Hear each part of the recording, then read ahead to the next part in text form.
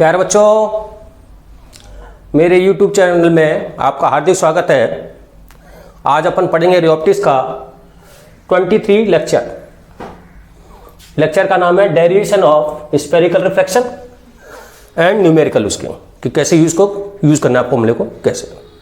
देखो, सपोज ये कोई स्फेरिकल सरफेस है, इसका एक तरफ का रेफरेंस इंडेक्स n1 और n2 है, मतलब इधर पूरा n2 मीडियम है और इधर n1 है, और ऑब्जेक्ट आपका यहाँ रखा ओपन मीडियम में, और ये इसकी रेडियस ऑफ सेंटर है, सेंटर ये r हो गई। स्फेरिकल है ना। सपोज ये रेज इस पे आ रही है, ये इसका नॉर्मल हो गया,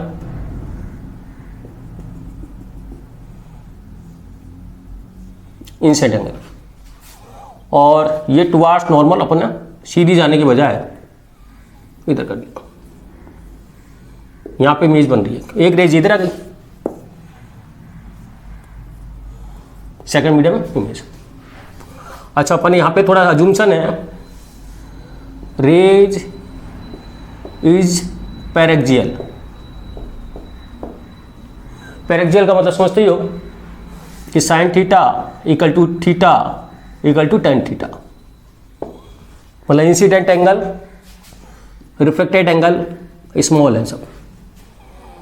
अच्छा, ये आपका m और ये मान लो n, ये पोल है, ये डिस्टेंस u हो जाएगी और ये डिस्टेंस v इमेज की, यहाँ इमेज बन रही है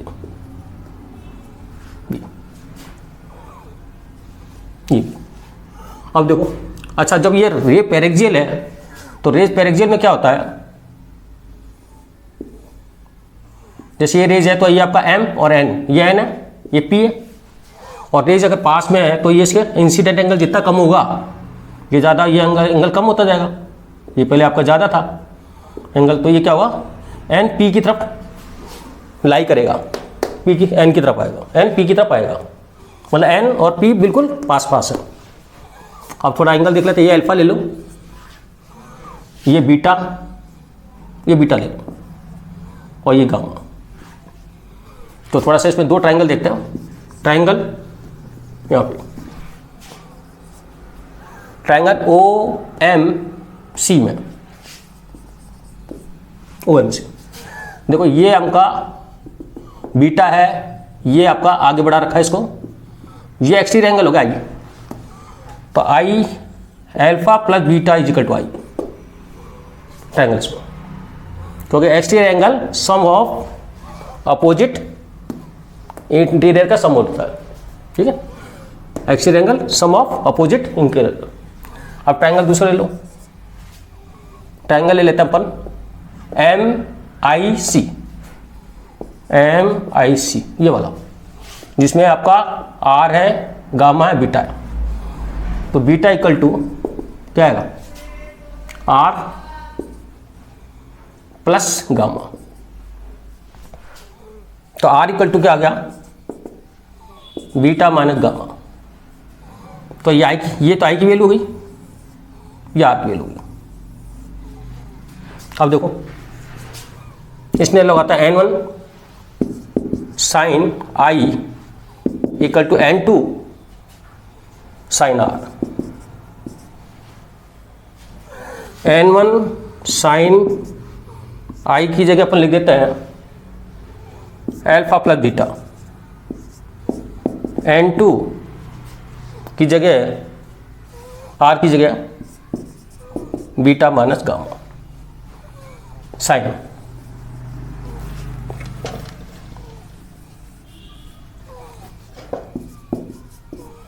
बीटा माइनस का। अब इस केस में साइन थीटा को थीटा लिखते हैं n1 alpha plus beta is equal to n2 beta minus gamma, क्योंकि अपन रे क्या मानिए, पैरेक्सियल, और पैरेक्सियल में साइन थीटा थीटा इक्वल होता है, तो n2 गामा इधर लिया है plus n1 alpha is equal to N2 minus N1 beta. N2 minus का था, इधर प्लस का हो जाएगा अल्फा, और ये N1 बीटा और N2 बीटा इस तरह चल गया। अब इस केस में भी अपन इसको N2 10 गामा लिख देते हैं, N1 10 alpha is equal to N2 minus N1 10 beta, क्योंकि छोटे एंगल में बीटा 10 बीटा के बराबर अल्फा 10 अल्फा और बीटा। अब इसका और थोड़ा ड्राइव करते हैं अपन। देखो अब इस ट्रायंगल में तो 10 गामा है, N2 गामा होगा MN अपॉन PI। PI क्यों? ये रहा, क्योंकि N किसके नजदीक है? P के, plus N1 10 alpha MN upon OP is equal to N2 minus N1 और 10 beta MN upon PC। MN cancel हो जाएगा, इसको और डाइव करते हैं, N2 upon V N1 upon OP U N2 minus N1 upon R PC R। अब sign convention लगा दो, convention sign convention sign convention वही है जो मिरर में इंसिडेंट के डायरेक्शन में पॉजिटिव, इसके अपोजिट नेगेटिव। तो N2 अपॉन V ये तो प्लस का ही होगा, ये हो जाएगा N1 अपॉन U। U क्यों? U नेगेटिव, इधर लिख दिया मैंने, माइनस की जगह लगा दिया, और N2 minus N1 upon R, ये आपका फॉर्मूला हो गया। ठीक है, अब इसके अंदर क्या है? N2 वो मीडियम है जिसमें रे जा रही है, और U जिसे आ रही है, और R उसका बेस। जब भी U लेंगे तो बेस साइन लेंगे। तो N2 है जिसमें रे जा रही है, ठीक है, जा रही है, और N1 क्या है? जिससे रे जा रही है, जिससे स्फेरिकल सरफेस पर आ रही है ना, जिससे रे आ रही है, और R रेडियस ऑफ कर्वेचर।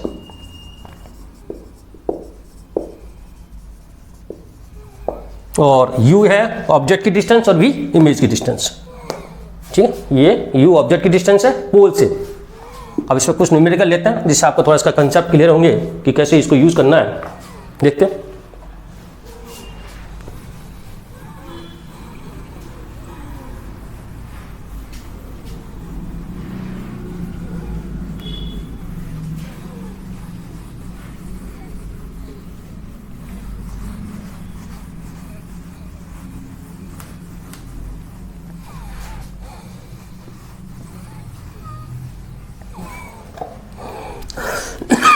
ये सपोज आपके पास स्फीयर है,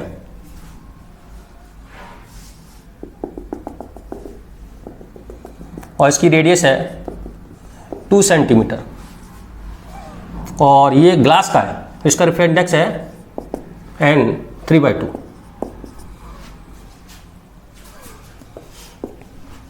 इसके अंदर क्या है? इसके सेंटर से 1 सेंटीमीटर पे कोई ऑब्जेक्ट रखा हुआ है।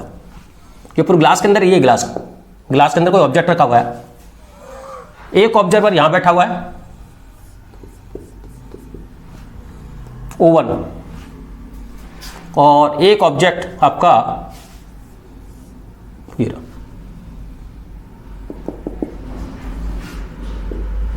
O2। मतलब इस ऑब्जेक्ट को ये O1 कहां पे देखेगा, और इसी ऑब्जेक्ट को O2 इसको कहां देखेगा। ठीक है, तो find the position of image seen by O1 and O2, O1 and O2, ये आपका क्वेश्चन है। ये ग्लास है, ग्लास, देखो ठीक। सबसे पहले अपन बात करते हैं O1 के लिए। 4 O1 के लिए देखो, इसके अंदर अगर ये रेज इधर से जाएगी ये, तो ये पोल बन जाएगा इसका। अब किस, ये एयर है, एयर मीडियम है दोनों तरफ, तो ये पोल होगा, तो N2/V, तो N2 हो गया एयर और N1 हो गया ग्लास, तो 1/N2/V माइनस N1 जिसमें सॉरी N1 जो हो जाएगा 3/2 U -1, क्योंकि ये रेडियस इसका थोड़ा 1 सेंटीमीटर दूरी पर है, ये से सेंटर से 1 सेंटीमीटर है, 1 सेंटीमीटर।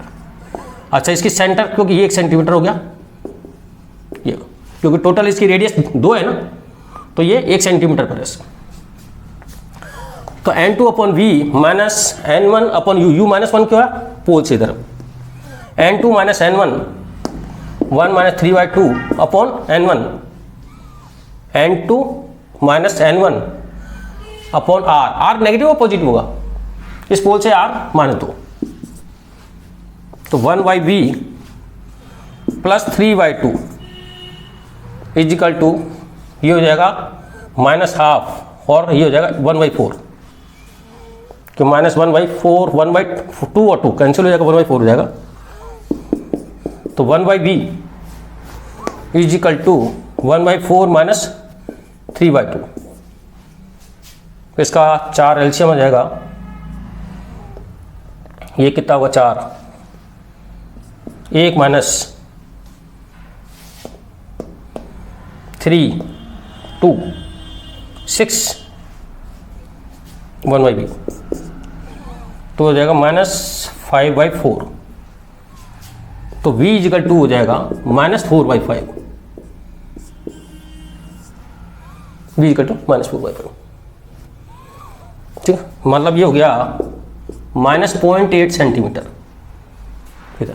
अच्छा, रेज अगर इधर मिलती है इमेज तब तो रियल है, और अंदर मिलती है वापस लौट कर, देखो आप उसका डायग्राम, तो यहाँ पे अगर रेज ये टकराती है तो ये इसका नॉर्मल हो गया। अब ये रेज जो जानी चाहिए थी, रेज आपकी ये नॉर्मल है, ये नॉर्मल, और ये रेज जो जानी चाहिए थी, लेकिन ये क्या है, अवे फॉर्म नॉर्मल, तो ये रेज थोड़ा सा इधर हो जाएगी, ठीक है, इधर एंगल बढ़ जाएगा भाई, ये नॉर्मल, ये इंसिडेंट है की डायरेक्शन, ये नॉर्मल, ये इंसिडेंट की डायरेक्शन इधर होगी, तो उसको पीछे बढ़ाओगे तो यहाँ पे बनेगा, मतलब मैं इसको थोड़ा मिटा देता हूँ, यहाँ इमेज आएगी, और कैसे आएगी, वर्चुअल, ये 0.8 हो जाएगा पोल से, वर्चुअल होगा, तो O1 इसको यहाँ से ये 0.8 सेंटीमीटर पे देखेगा और वर्चुअल होगा, तो ये अंदर होगी तो वर्चुअल होगी, इधर आगे तो रियल हो जाएगी, तो ये तो हो गया O1। 4 O2 के लिए लेते हैं,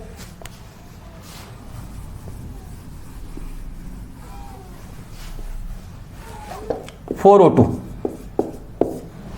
N2/V, N2 वही है 1/V N2/V minus N1, glass से आ रही है, लेकिन आपका थोड़ा यू बदल जाएगा, क्योंकि ये रेज जो आएगी तो ये पोल बनेगा, और ये इंसिडेंट की डायरेक्शन में, तो U -3 हो जाएगा, क्योंकि 1 और 2 -3, N2 माइनस R -2, क्योंकि इंसिडेंट तो इधर नापोगे ना, ये पोल है, इसके लिए इधर से आएगी तो ये पोल है, और जब इधर रेज जाएगी तो ये पोल है, R हो जाएगा आपका -2, 1/V प्लस 1/2, क्योंकि 3 से 3 कैंसिल हो जाएगा, माइनस माइनस कैंसिल हो जाएगा, 1/2, और ये आ जाएगा मेरे हिसाब से मानो 1/4 आएगा, 1/4। तो 1/v 1/4 माइनस 1/2 ये हो जाएगा माइनस, क्योंकि 4 एलसीएम आ जाएगा तो 4 में से आएगा 1 माइनस 2 -4, तो v इक्वल टू आ जाएगा -4। देखो इसका डायग्राम देखते हैं। इसका बताओ इंसिडेंट रे की डायरेक्शन अपोजिट ही नापेगा।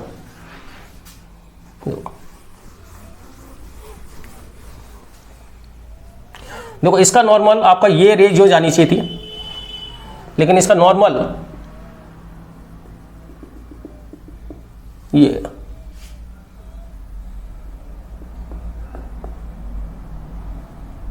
ये नॉर्मल है और ये आपका इंसिडेंट रे की डायरेक्शन है। लेकिन क्या अवे फ्रॉम नॉर्मल, तो ये रे क्या होगी, इससे थोड़ा सा इधर शिफ्ट हो जाएगी, क्योंकि ये मारा तो ये यूं हो जाएगी। अब इसको पीछे बढ़ाएंगे अपन, तो ये आपका इस जगह जाके मिलेगा। इसको मैं थोड़ा सा साफ कर देता हूं डायग्राम को। ये लो,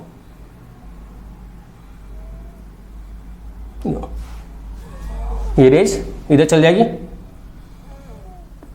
क्योंकि अब ये फॉर्मूला होगी, और इसको अगर पीछे बढ़ाते हैं तो ये जाके यहाँ मिलेगी, और एक रेज सीधे आ ही रही है इधर, सीधे ले लो। तो यहाँ, क्योंकि यहाँ से कितना दूरी होगी, 2 to 4 हो गया, यहाँ पे आएगा। अब यही वर्चुअल देखेगा, लेकिन यहाँ से कितनी दूरी पे देखेगा, 4, जबकि ये कितना देख रहा था, 0.8। ठीक है, तो ये भी वर्चुअल देखेगा। तो O1 द्वारा 0.8 और O2 द्वारा 4 सेंटीमीटर। मेरे हिसाब से ये क्वेश्चन आपको समझ में आ गया होगा, कि मैंने दोनों क्वेश्चन एक साथ ले लिए हैं। एक क्वेश्चन और लेते हैं।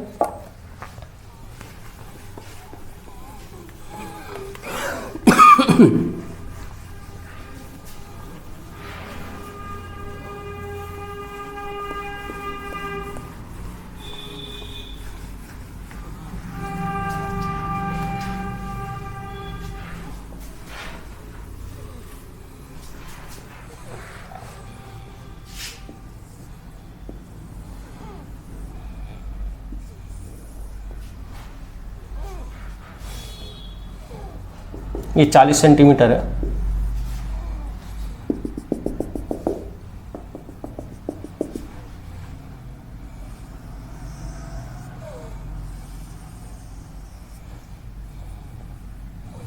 इसमें पानी भरा हुआ है, पानी, और यहां पे मछली बैठी हुई, मछली, फिश।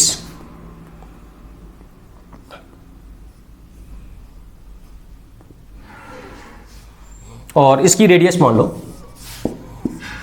10 सेंटीमीटर, ये 40 सेंटीमीटर, ये 10। ये ग्लास स्लैब है, और सेंटर पे मछली, ये ग्लास। तो इसका रेफरेंस इंडेक्स कितना होगा, 3/2। और ये वाटर है, वाटर में फिश रखी हुई है, इसका रेफरेंस इंडेक्स 4/3। यहां पे ऑब्जर्वर है, ये ऑब्जर्वर की आंख है। तो ऑब्जर्वर इस मछली को कहां पे देखेगा, ठीक है। What is the final image of fish seen by observer, ये क्वेश्चन है। तो सबसे पहले देखो, इस तरह से पानी से कांच में आएगी, ठीक है, कांच से फिर इमेज बनेगी, फिर वापस कांच से फिर वो एयर में आएगी। ये एयर है, ये ग्लास है। तो पहले तो लेते हैं पर N1 तो हो जाएगा 4/3 और N2 हो जाएगा 3/2, और ये सेंटर पे बैठी है, और ये इसका पोल हो जाएगा यहाँ पे।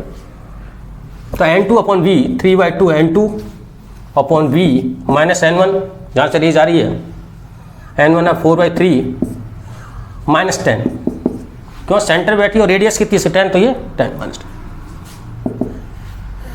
3/2 माइनस 4/3 अपॉन आर माइनस 10, क्योंकि सेंटर पे बैठा तो आर भी वही और ये भी, तो 3/2b प्लस 4/30, और इसको अगर अपन करें सोल्व तो ये आपका 6 एलसीएम आ रहा है, 6 एलसीएम आ रहा है 9 और 2 8 और ये 1/60, क्योंकि ये आएगा, इसका एलसीएम आएगा 6 9 और 6 2 -8 1/6 और -10 1/60, सही है। तो 3/2b माइनस 1/60 माइनस 4/30, 60 एलसीएम आ जाएगा -1 और -2 8 3/2, तो ये हो जाएगा -9/60, ठीक। तो ये 3 से तो 3 कट जाएगा और 2 से ये आपका 30, तो 1/v इज इक्वल टू -3/30, तो v इक्वल टू -10, क्योंकि ये उल्टा हो जाएगा, तो v इक्वल टू -10। ये तो इसकी इमेज कहाँ पे बनेगी? -10 पर, मतलब ये रेज एक्चुअल में जाएगी ना, तो एक्चुअल में सेंटर ऑफ कर्वेचर पे बन रही है,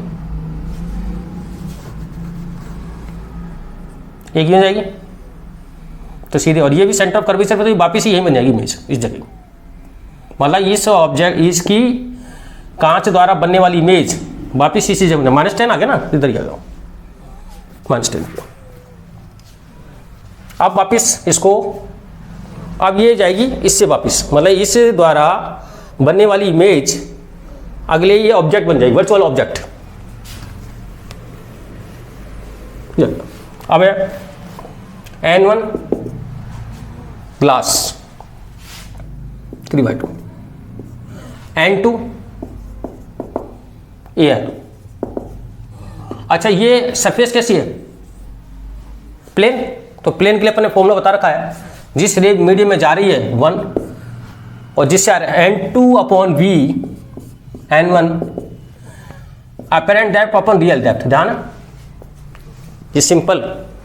बाकी इससे में भी कर सकते हो, इससे भी कर सकते हो, N2/V minus N1/U N2 minus N1/R, R infinite हो जाएगा फिर इसका, इससे भी कर सकते हैं, लेकिन अपन को वो भी ध्यान है इसलिए मैं उससे कर रहा हूँ। तो N2 क्या होगा? 1 N2 जिसमें जा रही है N1, जिससे आ रही है D'/D, D कितना होगा? देखो ये है 10 और ये टोटल आपका 20 है, तो यहां से आता है 20 रियल डेप्थ इस स्लैब से 10 20 सेंटीमीटर, तो कितना हो गया देखो, तो 2/3 D'/20, तो D' आपका हो जाएगा 40/3 40/3।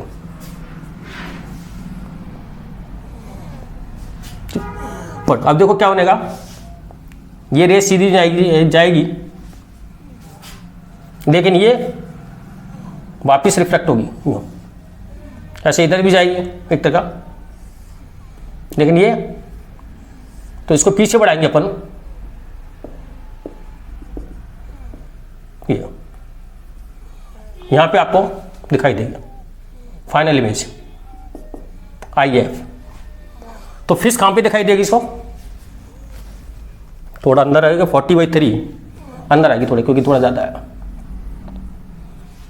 2/3 D' और 40/3 थोड़ा सा अंदर आएगी। यहाँ देखो, यहाँ देखो,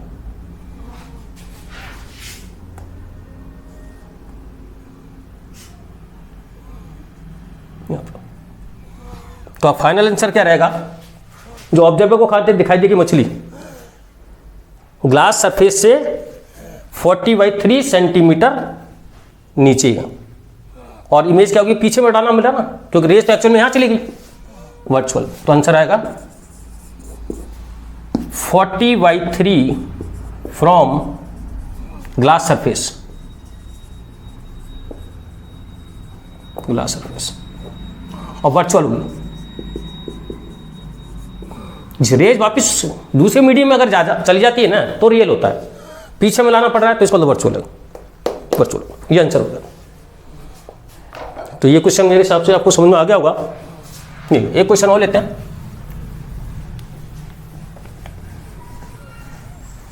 पॉज करके आप उतार लेना इसको।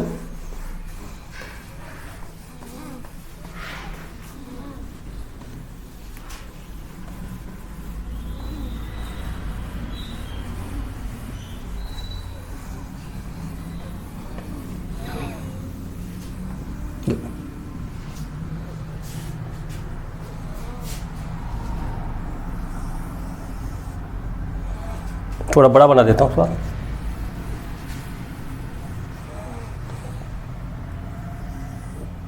ये लो, ये ग्लास का आपका n इसका 3/2 है।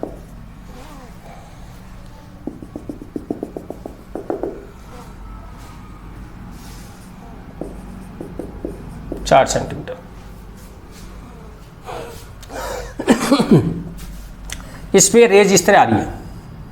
अब ये पहला u इनफाइनाइट है कि इनफाइनाइट से कोई रेज आ रही है, कोई ऑब्जेक्ट इनफाइनाइट पर है, तो इसकी फाइनल इमेज क्या होगी। तो what is the final position of image, what is the final position of image.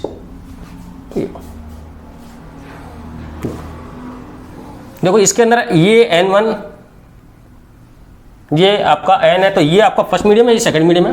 और वापस जब इधर से आएगी ये n1 बन जाएगा, ये n2 बन जाएगा। तो फर्स्टली ये पोल बनेगा, जब ये टकराएगी तो ये पोल बनेगा। देखो n2/v, n2 कितना है 3/2 upon v, n1 1 minus infinite, n2 3/2 minus 1, n2 minus n1 upon r कितना होगा इधर 4 ही बनेगा ना, होली प्लस है ना इधर इतना पे। तो 3/2v इजिकल टू ये होगा 1/2, 1/8, 1/2 4, 2 से 2 कट गया 4। तो v इक्वल टू आपका 12, V12 पॉजिटिव। तो ये रेज एक्चुअल में ये टोटल 8 है, तो ये रेज आपकी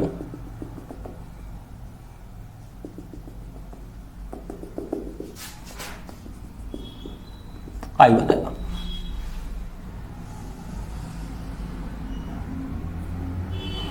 तो इसकी जो इमेज है इस सरफेस के लिए वर्चुअल ऑब्जेक्ट का काम करेगी। तो ये तो रिफ्लेक्शन फ्रॉम फर्स्ट सरफेस था, क्योंकि यहाँ पर ये सरफेस आ गई ना तरफ वापिस। तो लेकिन इसकी जो इमेज है वो इसके लिए क्या काम करेगी, ऑब्जेक्ट का काम करेगी। अब लोग तो रिफ्रैक्शन फ्रॉम सेकंड सरफेस, अब देखो सेकंड सरफेस, वो फर्स्ट सरफेस था। अब इसमें n2 क्या बनेगा, n1 क्या बनेगा बताओ।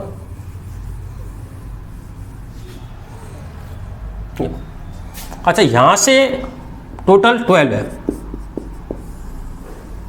तो यहां से 4 बनेगा, 4 8 चला जाएगा ना, ये टोटल 8। तो इसमें n1 तो बनेगा ग्लास का, n2 1, तो n2 अपॉन v निकालना है, n1 3/2, u कितना होगा यहां से नापो, क्योंकि ये पोल बन गया, पहले ये पोल था और इसके लिए ये पोल है, तो यहाँ से तो 4 है ना, और प्लस 4 इसकी इमेज इसके लिए वर्चुअल ऑब्जेक्ट का काम करती है, वर्चुअल ऑब्जेक्ट का। n2 1 माइनस 3/2 अपॉन r इसके लिए नेगेटिव हो जाएगा -4। इसके लिए पॉजिटिव था, r इधर था, इसके लिए ये पोल है तो r इधर है। तो 1/v प्लस नहीं -3/8 इजिकल टू -½ 1/8। जो -½ आएगा इधर, -½ माइनस माइनस कैंसिल हो जाएंगे, 1/8।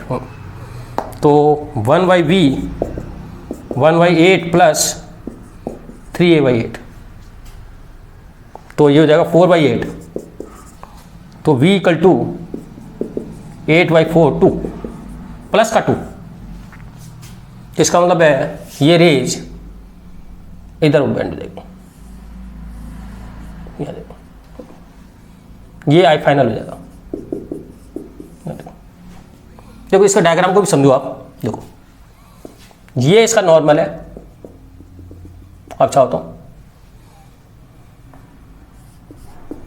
तो ये आपका इनसे ये रेज सीधी जाने के बजाय इधर नॉर्मल की तरफ शिफ्ट हो गई, ठीक है। ऐसे ये इसका नॉर्मल होगा, ये रेज इधर जानी चाहिए थी, लेकिन ये आपका नॉर्मल, अब ये फ्रॉम नॉर्मल, तो ये आपका आई है, तो ये आपका कम हो गया, ये एंगल है ना, ये रेज जाने की बजाय इधर बेंड हो गई, है इधर बेंड हो गई, तो यहाँ पर तो ये फाइनल पोजीशन इसे 2 बनेगी। अच्छा रियल बनेगी, क्या बनेगी, ये रियल बनेगी, रियल इमेज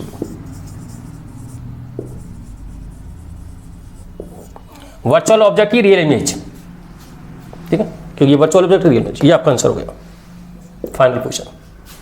समझे, इससे बनने वाली इमेज इस सरफेस के लिए ऑब्जेक्ट बनती है, फिर ऑब्जेक्ट से नई इमेज लेते हैं, फिर वापस लगा दिया, ये n1 है, ये n2 है, फिर वापस जाएगा, ये n1 बन जाएगा और ये n2 बन जाएगा। एक क्वेश्चन और लेते हैं।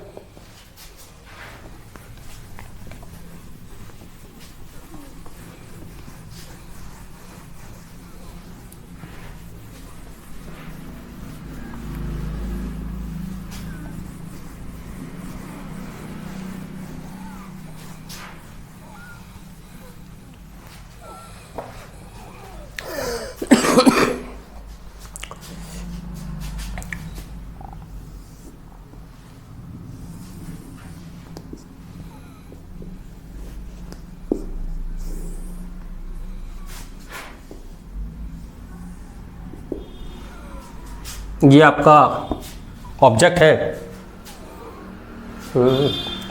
30 पे रखा हुआ है, ये ग्लास है पूरा 3/2, और ये आपका सपोज मतलब ये एक तरफ तो ये कर्व सरफेस है और इधर प्लेन सरफेस है, ये पूरा पूरा ग्लास है, ये एयर है और ये एयर है।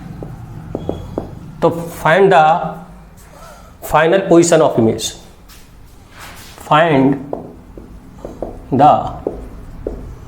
Final position of image.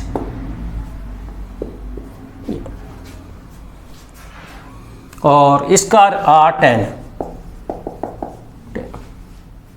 देखो n1 आपका बन जाएगा क्या 1, n2 क्या बनेगा 3/2। देखो n2 upon v minus n1 हो जाएगा आपका 1 अपॉन -30, तो u नेगेटिव हो जाएगा इधर, n2 3/2 -1 अपॉन r प्लस 10, ठीक है, n2 upon v second medium minus n1 1 upon -30 इधर, n2 minus n1 upon r plus 10 इधर, क्योंकि r इधर है, रेडियस ऑफ इधर बनेगा ना r इसका सेंटर। तो 3/2v इज इक्वल टू 1/20 -1/30। इसको 90 सेंटीमीटर कर लो थोड़ा, 90 कर लेते हैं। तो इसका एलसीएम कितना आ रहा है? 60, 3 - 2, 1/60। अच्छा ये आ रहा है क्या? चलो देखते हैं, 90 भी तो टकरा ही रहा है, 110 ही देखता हूँ। तो 3/2v = 1/60। 110 ही रहने दो, तो आपका ये कट जाएगा इधर 30, तो v = 90।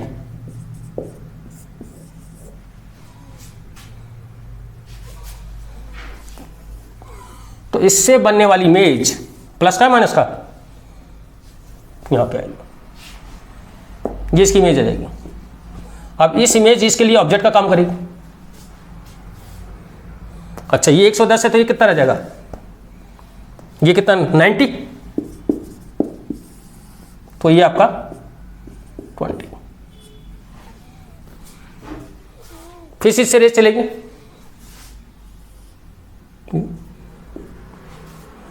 अब लगाते हैं n2। अभी इसमें एयर में जा रही है तो अब फॉर्मूला लगा रहे हैं वो n2/n1 d'/d। n2 क्या हो जाएगा? 1। ये तो समझा ना इसका 90 पे। अब ये इसकी इमेज इसके लिए ऑब्जेक्ट का काम करेगी, और अपन यहाँ पे बैठे हैं समझ लो, यहाँ पे ऑब्जर्वर है, ये देख रहा, कहाँ देख रहा, क्योंकि सरफेस से आएगी फिर वो। n2/n1 3/2 apparent depth upon real depth 20, तो 2/3 = d'/20, तो d' कितना आ जाएगा? 40/3। 40/3 क्या मतलब है? इस सरफेस से 40/3 बनेगा। तो ये एक्चुअल में ऐसे है, इसको मैं मिटा देता हूँ थोड़ा सा, ये देखो, ये रेज ये जहाँ जाना चाहिए थी, और ये 20 है यूँ, लेकिन अवे फ्रॉम नॉर्मल। क्यों? इधर जाइए, क्योंकि ये आपका डेंसर है, ये है, तो पीछे बढ़ाओगे तो कहाँ बढ़ेगी? यहाँ पे। ये आपका फाइनल इमेज होगी। तो ये पोजीशन यहाँ से कितनी होगी? इस जगह है। अब वर्चुअल बनेगा, वर्चुअल क्योंकि पीछे बढ़ाया ना, ये वर्चुअल हुआ। क्या हुआ? वर्चुअल। और ये क्या हुआ? From plane surface, from plane surface. यहाँ ये डिस्टेंस आ जाएगी 40/3 पे बनेगा, ये आंसर होगा। इसको पॉज करके आप उतार लो। अब एक क्वेश्चन और लेते हैं अपन।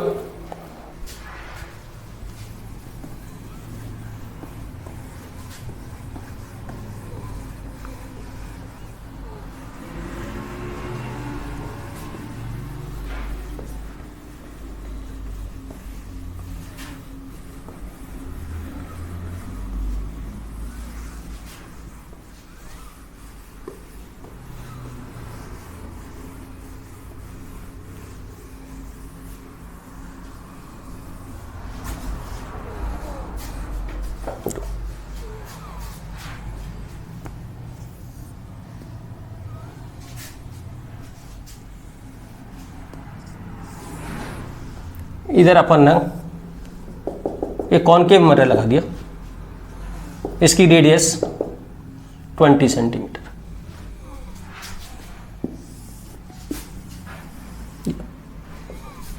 ये आपका स्फेरिकल सरफेस है, रिफ्लेक्टिंग सरफेस, इसका ग्लास है ये, मतलब इसकी ग्लास की एक सरफेस पॉलिश करके मतलब मिरर बना दिया, और ये 3/2 है। ये आपका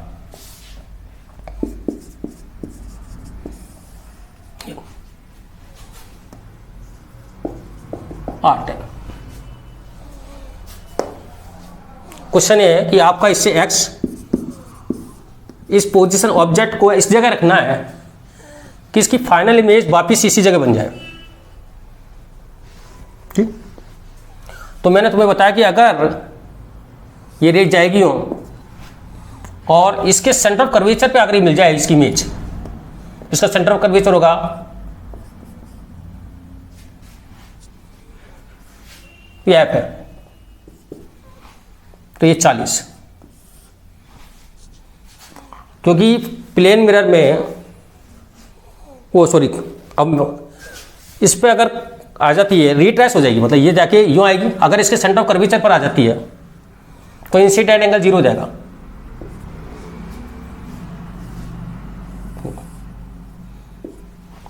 इससे बनने वाली इमेज इसके सेंटर ऑफ कर्वेचर पे आ जाती है तो सेंटर ऑफ कर्वेचर से फिर इमेज बनेगी, ये इमेज इसके लिए ऑब्जेक्ट का काम करेगी, और सेंटर ऑफ कर्वेचर से अगर रही चलती है तो वापस रिट्रेस हो जाती है, और रिट्रेस होकर तो वापस ये जाएगी तो वापस इधर आ जाएगी।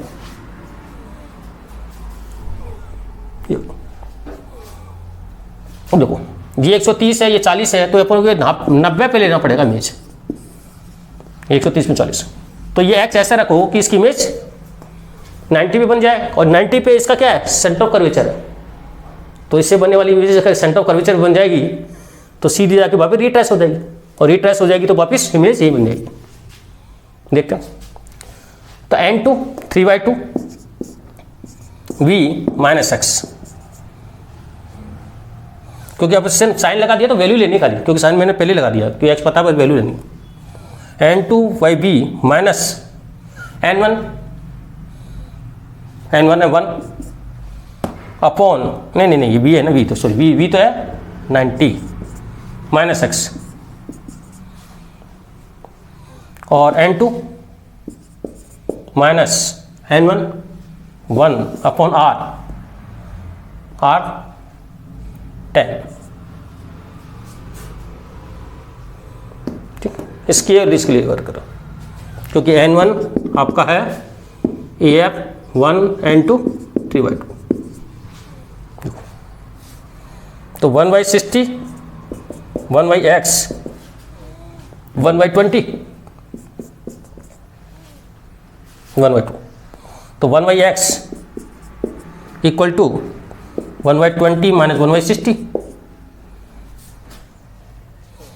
तो इसमें 60 एलसीएम आ रहा है, 3 माइनस 1 1/x, तो 2/30 60, ये हो गया x इक्वल टू 30, क्योंकि ये आपका हो रहेगा 2/60 1/30 और 1/30 का, तो इसको 30 सेंटीमीटर पे आप रखोगे तो आपकी इमेज वही फॉर्म हो जाएगी। तो क्वेश्चन ये था, what is position of object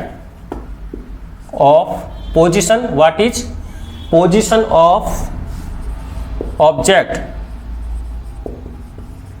such that final image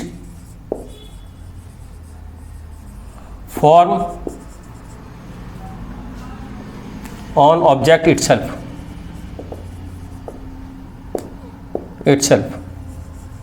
जिसका नाम बताया था मैंने, एक शब्द बताया था ऑटो कॉलिमेशन बोलते हैं इसको एक इंग्लिश में। एक आंसर तो ये आ गया, एक आंसर और आ सकता है इसके अंदर, कैसे आ सकता है देखो, एक तो आंसर है, दूसरी पोजीशन भी एक और कर सकते हैं, एक और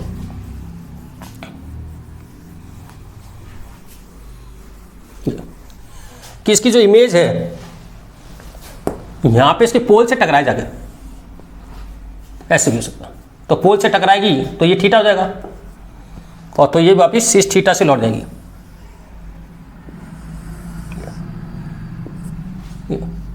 तो वापिस यहाँ बन जाएगी। एक ये भी हो सकता है कि इससे बनने वाली इमेज इसके पोल पे आ जाए, और ये पोल पे जब आएगा टकराएगी तो ये थीटा के हिसाब से वापिस लौट जाएगी। एक तरीका हो रहा है, देखो इसका भी कर लेता है। n2/b 3/2 बटा b, n1 1 minus x, n2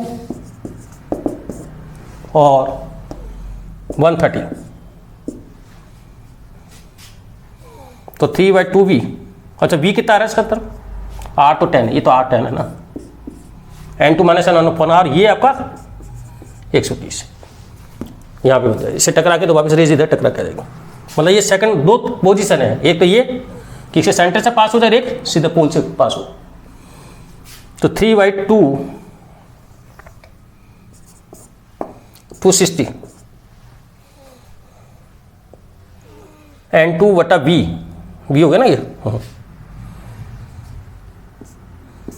1/x और 1/20, हाफ 1/20, ठीक है। तो 1/x is equal to 1/20 minus, अच्छा मैंने x का साइन लगा दिया, तो आपका x वैल्यू लेनी है खाली, x माइनस साइन लगा चुका हूँ, 3/260, 260 अगर एलसीएम आ रहा है इसके अंदर,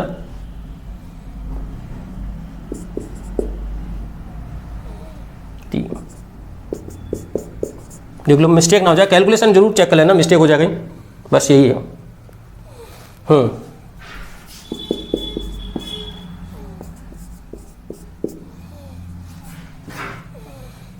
360 आएगा 13, 3 10 1/60, तो x बराबर 26, ये आंसर। तो दो आंसर हैं, x इक्वल टू आंसर क्या है 2, x इक्वल टू 30 भी सही है और x इक्वल टू 26 भी सही है, ये दो आंसर इसका। एक क्वेश्चन और लेते हैं इसी तरह का।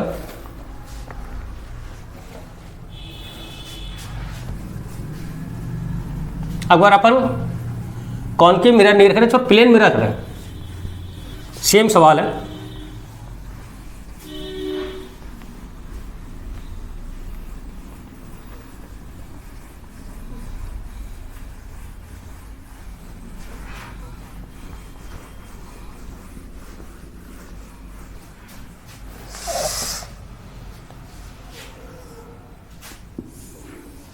और यहां पे प्लेन मिरर रख दिया,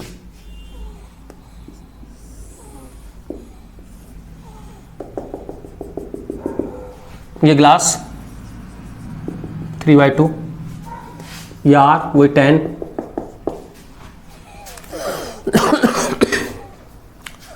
तो क्वेश्चन वही है आपका, find the position of X, object ही कि फाइनल इमेज वापिस ऑब्जेक्ट पर बने। तो इसके दो केस है, या तो ये रेज यूं जाके इस पे परपेंडिकुलर टकराए, तो परपेंडिकुलर टकराएगी तो रिट्रेस हो जाएगी वापस,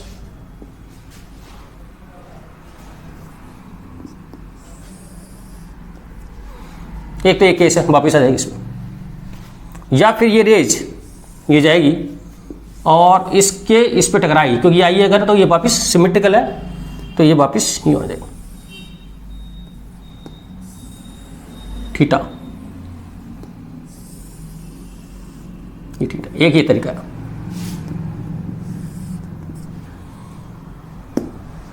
या तो इस पे नॉर्मल टकराए, नॉर्मल अब पैरेलल हो जाए, और ये पैरेलल होगी तो इस पे नॉर्मल ही टकराएगी, और एक या सीधा इस पे टकराए,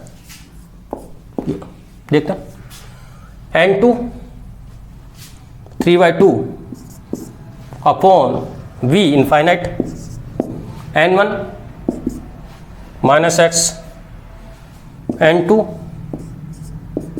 माइनस n1 अपॉन r 10, तो ये तो 0 हो जाएगा, तो 1/x is equal to 1/20, x is equal to 20, क्योंकि 1/20, तो ये 0 हो गया, तो ये x या तो 20 पर हो जाए, ठीक। क्वेश्चन वापस आप खुद लिख लेना, find the position of object such that final image is form on object itself, same सवाल है पहले वाला ही, बस ये। तो एक तो ये होगा, दूसरा केस क्या हो सकता है, एक तो ये हो सकता है, एक second case n2 3/2 upon v कितना है, ये टोटल डिस्टेंस कितनी देर की 90 देर के, v 90, n1 1 माइनस एक्स और 3/2 माइनस 1 अपॉन 10, तो 3/180 जिसको अपन 1/60 लिख सकते हैं, 1/x 1/20, 1/x हो गया ये 3/180, तो 1/x 1/20 माइनस 1/60, एलसीएम 60 आ जाएगा, 3 माइनस 1 तो आ जाएगा 2/60, तो x बराबर 30, x बराबर 30। तो दो आंसर आएंगे, ठीक है। तो या तो आप इनफाइनाइट पे इमेज ले लो तो नॉर्मल टकराएगी, या फिर इसके से टकरा दो बिल्कुल सेंटर पे, तो वापिस सिमेट्रिकल है, जितना ऊपर थीटा है वापिस लौट के इधर आ जाएगी उसी एंगल से। तो आंसर आएगा x इजिकल टू 20 और x इजिकल टू 30। तो दोनों सवाल आज के ऑटो कोलिमिनेशन थे। अब एक लास्ट सवाल लो लेते हैं अपन।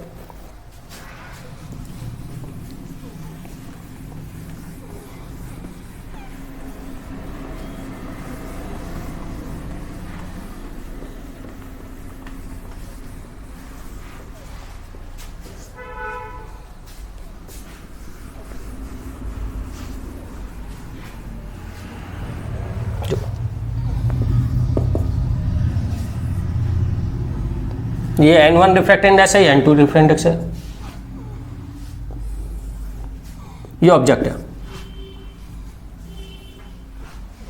यहाँ पे, और ये x डिस्टेंस पर है। अब N1 N2 के बारे में कुछ नहीं बताया कि N1 ज़्यादा है N2 कम है, या N2 ज़्यादा N1 कम है, ये नहीं बताया। तो आपको कमेंट्स ऑन इमेज बताना है कि इमेज कैसी बनेगी, वर्चुअल बनेगी, रियल बनेगी, क्या होगा ये है। तो क्वेश्चन है कमेंट्स फॉर इमेज क्या होगा।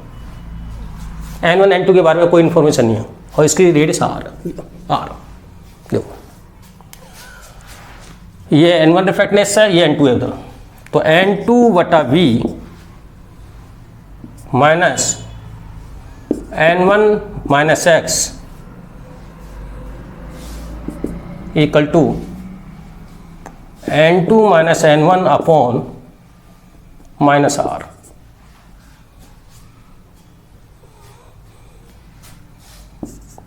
N2/V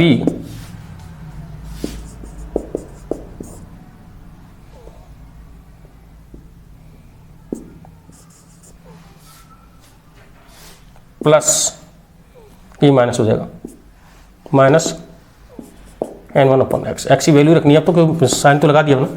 देखो अब इस केस में क्या होगा, अगर N2 N1 से ज़्यादा है, N2 N1 से ज़्यादा है तो ये पॉजिटिव, बाहर माइनस, ये माइनस में रहेगा। तो N2 N1 से ज़्यादा है तो ये ऑलवेज वैल्यू क्या होगी, नेगेटिव होगी। और नेगेटिव का मतलब वापिस इधर ही बन गया। तो आपका N2/V जो आएगा ना, मतलब V आपका इस केस में ऑलवेज नेगेटिव। तब तो इमेज कैसी बनेगी, रियल नहीं वर्चुअल। इधर ही आ गई ना वापिस फर्स्ट मीडियम में, वर्चुअल। ठीक, या तो ये होगा N2 N1 से ज़्यादा है तो ये negative, positive negative negative negative, पूरा ओवरऑल नेगेटिव। ओवरऑल नेगेटिव तब, और ये तो N2 तो संख्या होती है, भी नेगेटिव हो गया, भी ऑलवेज नेगेटिव। बी है N2 लेस देन N1 हो जाए तो गड़बड़ है। अब N2 माइनस N1 ये हो गया तो ये वैल्यू क्या हो गई, नेगेटिव, और ये बाहर नेगेटिव। तो ये वैल्यू आपकी N2 माइनस ये पूरी ओवरऑल वैल्यू क्या हो जाएगी, पॉजिटिव हो जाएगी। ये पॉजिटिव हो जाएगी इस केस में। कब, ये क्योंकि N2 में से N1 घटाओगे, सब्ट्रैक्ट करोगे तो माइनस का आएगा, माइनस का आ जाएगा तो ये नेगेटिव पॉजिटिव, और ये आपकी संख्या घट रहा है, इसमें से कुछ ना कुछ लेस हो रहा है। अब ये कितना पता नहीं, इसमें से ये भी ज़्यादा हो सकता है, ये भी ज़्यादा, क्योंकि एक्स के बारे में कुछ इन्फॉर्मेशन नहीं है ना। तो इसमें दोनों हो सकते हैं, क्योंकि अगर ये बोलो सपोज ये ज़्यादा हो गया, ये वैल्यू ज़्यादा और ये कम है, तब तो रियल बन जाएगा, उधर चला जाएगा। और ये वैल्यू कम पड़ गई और ये वैल्यू ज़्यादा हो गई तो नेगेटिव हो जाएगा वापस। तो इस केस में क्या होगा, इमेज वर्चुअल भी हो सकती है और रियल भी हो सकती है। तो इमेज मे बी, इसमें तो वी ऑलवेज लगाया हमने, मे बी रियल और वर्चुअल। रियल भी हो सकती है और वर्चुअल भी हो सकती है, मे बी। तो ये आपका टॉपिक खत्म होता है।